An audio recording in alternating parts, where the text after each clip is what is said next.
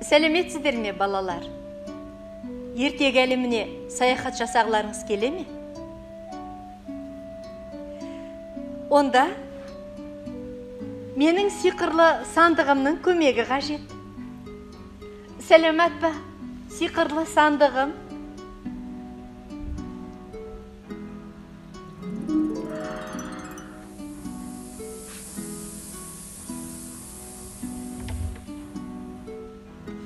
Рахмет саған, сандығым.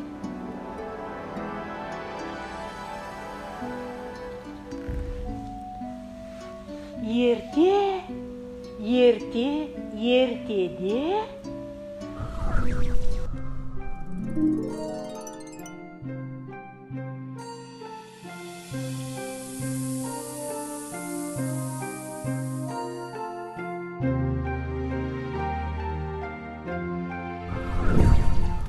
бір үзім нан.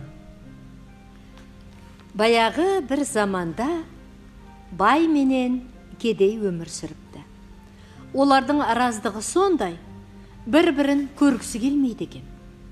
Байдың үйі кең, әдемі болыпты.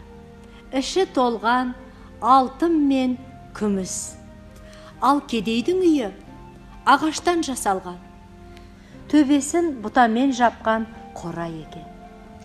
Алтын мен күміс түгілі нанын әзер тауып жеп жүріпті. Егін егіп, оны суарып, күтіп, орып, өз күнін өзі көріп жүрген екен.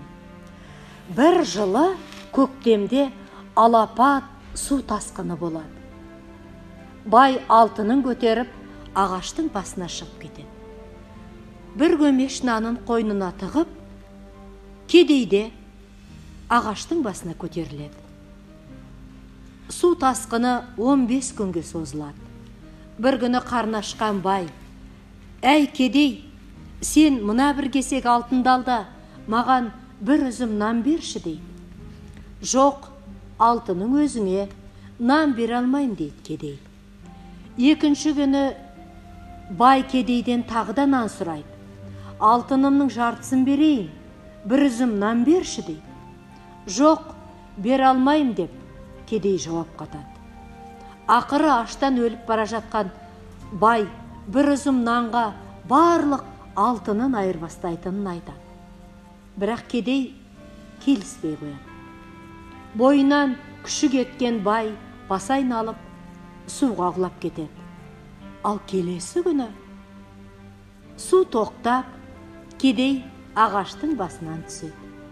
«Халықтың алтын күміс тас екен, арпа бидай ас екен» деген дана сөзі осыдан қалған екен, балалар.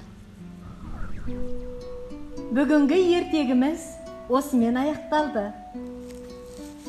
Келесі ертегі әлемінде жолыққанша аман болыңыздар, балапандарым.